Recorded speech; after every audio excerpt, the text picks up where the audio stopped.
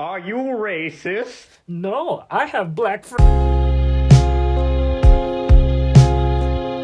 Black History Month is not enough on its own, which is why we are doing Black History Year. Actually, scratch all that. We're doing Black History Universe, the musical, by Disney, narrated by Cornel West. Genius! Actually, sorry, I apologize. My Disney overlords told me that we cannot use Cornel West. They said he's too overtly political, which doesn't make sense because this is a political topic. So instead, it will be narrated by Rashawn Roland Kirk.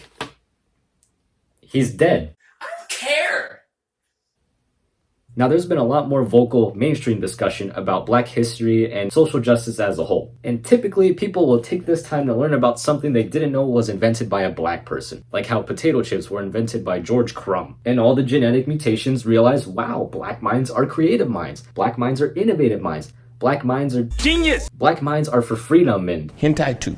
Black minds matter. And people might typically take these little trinkets of information they learned and put it on social media. But come on, in reality, that's not enough. Posting black squares on Instagram and spreading awareness using the black fist as their profile photo, that's not enough. See, if you want to spark real change, you gotta first take a look at your fat, ugly self in the mirror. So there's a black guy and a Mexican guy in a car. Who's driving? Nope. But somehow there's people even worse than this. There's people who just go about their day not learning anything new, and then when they're confronted by someone, they just go, whoa bro, I'm not racist. I have black friends. And then there's people who think just because they're not white, they can say whatever they want to other ethnicities. Shut up, Ling Ling. Jews! Because in case you haven't noticed, you don't have to be white nor privileged to contribute to racial antagonism. But I get it. I'm guilty of all of this myself. I mean, you don't understand. Back in high school, me and my friends were level 69,000 edgelord dungeon masters. If you went to my high school and whiffed the faint smell of racism in Acts 3 and 1, that meant that me and my friends were prowling around campus. Look, it's lesbian lane. Hey Tyler, you skateboard? You break the board? But beyond high school, it's not uncommon for people of various ethnic backgrounds in the real world to brag about what they brought to the melting pot. But unfortunately, sometimes it's done in ways that tries to throw shade or put down other ethnic groups for not being them. For instance, if you're Hispanic, you might have a tío or abuelo who talks a lot about how Hispanics are the hardest working people and everyone else is lazy. No pueden trabajar o qué? Or whack. What? Or maybe you just know someone who talks about genes even though they're not biologists, and they talk an awful lot about how some people are just made to do certain things. And some are just natural jumpers. Now, racist jokes play a very subtle role in this racialized one-upping. Now, most of the time, racist jokes are done in jest, but after a while, they can become a visceral game of who can take the most verbal lashing without seeming like you care. You're Asian. You can't drive. Your mom's is sad you're not a doctor. I don't care. It doesn't offend me. It's true. It's a daring sport like slap contests or shin kicking, except the only thing getting hurt is your racial ego. See, it's examples like this that show that racist jokes can become a lot less about sharing a laugh and more about sizing each other up to see who's got the emotional toughness to make it in the real world. You're black. It's like all the races are fighting for second place when we shouldn't even have to place in the first place. We're in this together. Now, this interracial antagonism doesn't just come from nowhere. It has a lot to do with our economics. It makes us feel like we have to fight each other just to make ends meet. You see, life should be a marathon, not a race or competition. I got all this information from a documentary called Get Out. Perhaps you've heard of it. It's directed by Ryan Coogler, I believe, who is of Comedy Central fame for his work on the Dave Chappelle Show.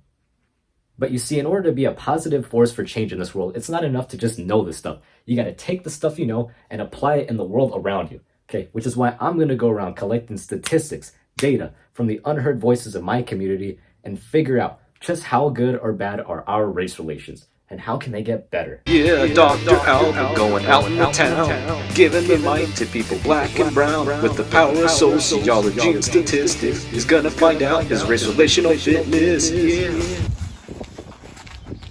Hey, Gian, what's up, man? Hey. Alright, so I'm gonna do a quick survey. You wanna do that? Sure. Alright, so on a scale of 1 to 10, how satisfied are you with race relations in the apartments? 7.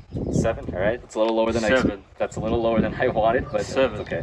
Now you're not black or Hispanic, so I'm gonna put you in other. Do you want to be put in other or a spicy other category? Spicy other. Good choice, good choice.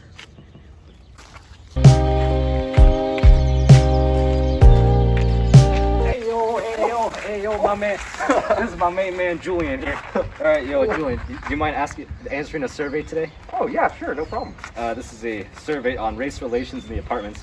On a scale of 1 to 10, how satisfied are you with race relations? Scale of 1 to 10. I'd Yeah. say a solid 9. I'd say race relations are pretty good in the apartment. That's awesome. A 9. See, Gian, that's the kind of answer I want. A 9. All right, thank you, Julian.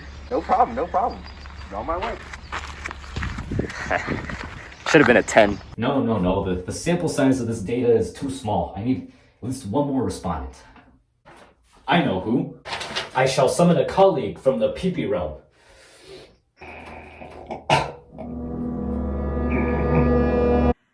Hey Albert, thanks for having me on the show. As far as race relations go, it's all good. Every race is perfect. I just have one problem, and that is with my race. Turn the camera around. Turn it back around. That is my biological brother. He is white, and both of my parents are brown. You wanna know? You wanna know how I feel about my race? Play the clip. Play the clip. That's how I feel. Absolute betrayal. All right. Get up. You know what? Get up. We're gonna go see the adoption center. We're gonna get the DNA test. Go.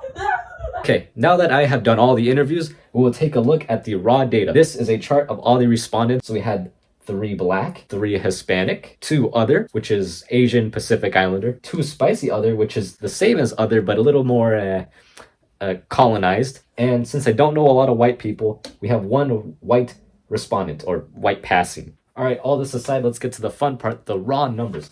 All right, now as you can see, we have all the responses. We had a no response, another no response. Julian gave me a 9 out of 10. Gian gave us a 7 out of 10. And then my brother gave me a 5 stars. Hell yeah. And then Ali and Gabe gave us 69 and 74 degrees Fahrenheit, respectively. My sister gave me a thumbs up and a half. Abir gave me a sibling up for adoption. I asked HughTube. He gave me 1 interracial square that symbolizes Mexican, Black, White, and Asian unity. Oh, and finally 1 more no response. So I may have been inconsistent with my metrics, but that's okay, because when synthesizing all the data, taking into account our horrendously small sample size, we can see that, in fact, race relations in the neighborhood are a complete mess. Actually, scratch the whole race relations part of this entire equation, because relations in general are just like my Indian girlfriend. Non-who? Non-existent. I think this is in part because of the pandemic, but also because we're just older. I mean, we have so much schoolwork and jobs and responsibilities to run away from. We don't have time to be interracial buddies. I mean, it used to be such a problematic, annoying, loud ass neighborhood. I miss it. But that's okay, because I've actually learned something very valuable here today. See, statistics can't tell the whole story. They don't do justice to people's experiences, which is why I'm gonna create an experience. I'm gonna create an event, something so big, so spicy, sexy, and inclusive that everyone will get to share an experience, like a potluck, a melting potluck. Something that numbers and data and a lab coat can't give. Oh, and also, I have a bunch of leftovers from last night, and I don't feel like eating them, so potluck it'll be. Oh, yes. This is perfect. Yes, with this piece of paper, the restoration of the glory days of our ancestors will be complete. Yes. All right, Gian, so what did you bring? I just brought some balut. Excuse me, did you say balut? I said bring a cultural food, not a tasty laxative. Hey, screw you, man. My mom worked really hard on this stuff. They're gonna work really hard on my bowels. You want that? No. Albert, Yeah. what the hell is this? Hey, Julian, have a seat, man. Please eat. No, I'm not hungry. No, that's fine. You're not. This is an open space. We can talk about times we face racism here in the apartments. Anyone want to share? Anyone? Julian, yes. Well, a while ago, the people from the apartments started saying I play basketball, and I don't even play basketball. And who would perpetuate such a tasteless joke? Honestly, I think it was Gian. Whoa, where's Gian?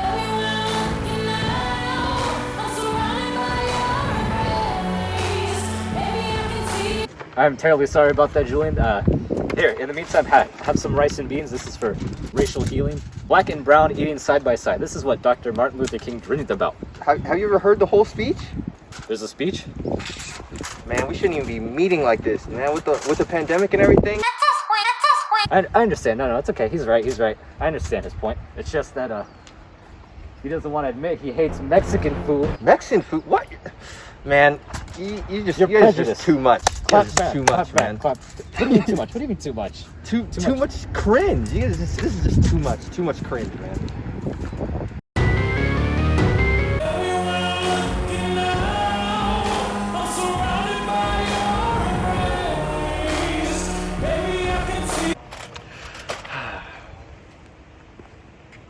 What do we do now, Julian?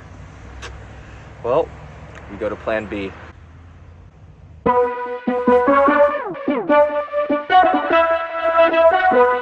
Baitama Isakane. Bayında Siddechu. Dayanaskas Hansi City. İyi. Hiç kubadaha. Avasına sibide.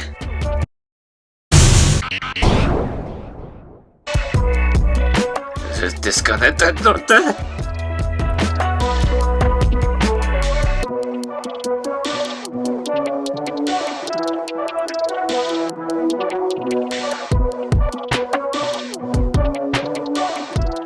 Da jest to shotomoto, hotomoto. Skąd to?